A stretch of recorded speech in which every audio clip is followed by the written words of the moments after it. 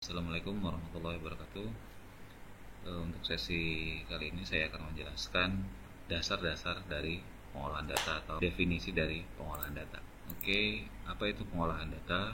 Ya, secara umum pengolahan data adalah suatu proses untuk mendapatkan data dari setiap variabel penelitian yang siap dianalisis. Jadi terdapat 3 proses, yaitu pengeditan data atau transformasi data, atau bisa juga coding, analisis dan penyajian data, dan selanjutnya adalah pengambilan keputusan atau kesimpulan. Kenapa harus diedit atau ditransformasi atau coding? Karena ketika pada saat kita mengambil data atau mengumpulkan data yang ada, itu data biasanya berupa data mentah atau data yang tidak bisa langsung diolah. Contohnya misalnya data questionnaire. Jadi data questionnaire itu harus diedit terlebih dahulu untuk sebelumnya dilakukan analisis. Bagaimana caranya? Yaitu dengan cara misalnya jika questionnaire itu berbentuk dengan kata-kata, misalnya contoh dengan kode baik, kurang baik, dan tidak baik, itu diganti dengan kode 3, 2, 1 kurang lebih. Nah, setelah data diedit atau dilakukan transformasi, selanjutnya data tersebut dianalisis. Nah, analisis dan penyajian data ini kita sesuaikan dengan kasus yang akan kita ambil atau kasus yang akan dibahas. Misalnya contoh perbandingan atau bisa juga pengaruh. Jadi ada 2 jenis di sini biasanya terdapat perbandingan antara 2 variabel atau terdapat pengaruh antara satu variabel ke variabel lain. Setelah itu baru diambil keputusan berdasarkan dari hasil analisis data tersebut. Oke, selanjutnya mengapa pengolahan data itu sangat penting? Jadi pengolahan data itu sangat penting karena digunakan sebagai bahan pertimbangan dalam pemecahan masalah. Yang kedua adalah untuk mengetahui peluang suatu kejadian. Yang ketiga adalah sebagai dasar untuk pengambilan keputusan. Kenapa sebagai bahan pertimbangan pemecahan masalah? Karena pada saat data dianalisis digunakan data sebagai acuan untuk memecahkan suatu permasalahan tadi.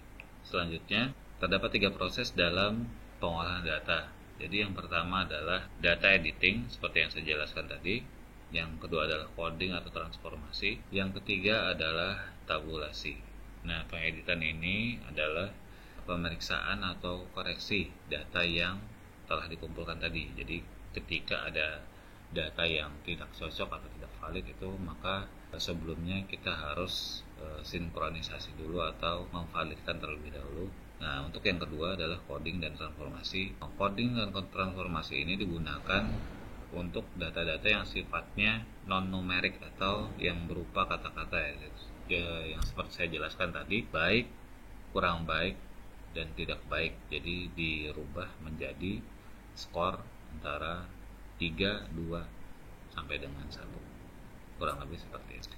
Yang ketiga adalah tabulasi. Nah, tabulasi ini adalah proses menempatkan data dalam bentuk tabel dengan cara membuat tabel yang berisikan data sesuai dengan kebutuhan yang dianalisis. Jadi ibaratnya tabulasi ini adalah data-data yang kita tempatkan sesuai dengan kebutuhan analisis kita. Jadi misalnya kita butuh rata-rata, terus nilai varians, nilai R-square, dan lain sebagainya.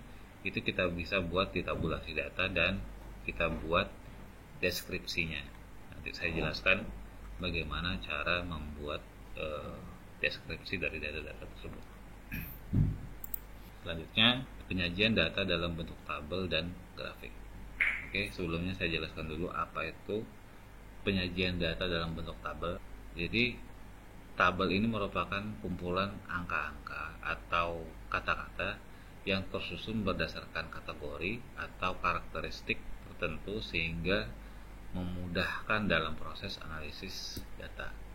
Jadi ada 3 tabel yang biasa digunakan dalam proses analisis. Yang pertama adalah tabel klasifikasi silang, yaitu tabel yang digunakan untuk mengelompokkan data berdasarkan satu kriteria tertentu, misalnya jenis kelamin. Yang kedua adalah tabel silang. Jadi tabel silang ini biasanya digunakan untuk mengelompokkan data berdasarkan 2 atau lebih kriteria. Jadi misalnya jenis kelamin dan jenjang pendidikan. Nah, yang ketiga adalah tabel frekuensi. Nah, tabel frekuensi ini digunakan untuk peringkas atau mengelompokkan data menjadi lebih sederhana. Selanjutnya saya akan jelaskan masing-masing tabel tadi. Untuk yang pertama, tabel klasifikasi satu arah. Jadi berdasarkan definisi sebelumnya, tabel ini digunakan untuk mengelompokkan data berdasarkan satu kriteria tertentu. Jadi misalnya contoh di sini saya sudah kasih tanda jenis kelamin adalah satu kriteria. Sedangkan klasifikasi di sini adalah laki-laki dan perempuan. Berarti ada 2 klasifikasi dengan mengarah ke satu arah, yaitu jenis kelamin. Seperti itu kurang lebih. Nah, yang kedua adalah tabel silang. Jadi dari definisi sebelumnya tadi, tabel ini digunakan untuk mengelompokkan data berdasarkan 2 atau lebih kriteria. Jadi misalnya jenis kelamin dan jenjang. Nah, di sini bisa kita lihat jenis kelamin ada di kolom sebelah paling kiri dengan klasifikasi laki-laki dan perempuan. Nah, untuk tingkat pendidikan di sini ada di kolom paling atas, yaitu dengan kriteria tingkat pendidikan, yaitu klasifikasinya adalah diploma, sarjana, dan magister. Jadi di sini bisa dibilang tabel silang karena ada 2 atau lebih jenis data dengan kriteria yang berbeda. Seperti itu, Bang. Selanjutnya adalah tabel frekuensi. Nah, berdasarkan definisi dari tabel frekuensi tadi, tabel ini digunakan untuk meringkas atau mengelompokkan data menjadi lebih sederhana dan lebih informatif. Nah, contoh di sini saya buat tabel nilai mahasiswa. Di sini ada 5 saja saya kasih contoh. Terdapat tabel nilai, yaitu isinya cuma nilai doang, nggak ada informasi apa-apa selain cuma nilai. Nah, tabel frekuensi ini gunanya adalah mengelompokkan, meringkas, dan membuatnya lebih informatif. Jadi di sini dilihat nilai mahasiswa dari rentang 70 sampai 79, jumlahnya ada 3 orang. Nilai mahasiswa dari rentang 80 sampai 89, jumlahnya ada 3 orang. Jadi lebih informatif karena ada keterangan berapa jumlah mahasiswanya, terus rentang nilainya ada berapa. Cuman kekurangan dari tabel ini adalah detail dari masing-masing data itu hilang. Itu saja. Oke, sampai sini. Apakah ada pertanyaan? Jika ada pertanyaan bisa langsung ditanyakan lewat GC ya. Jadi saya akhirin dulu. Wassalamualaikum warahmatullahi wabarakatuh.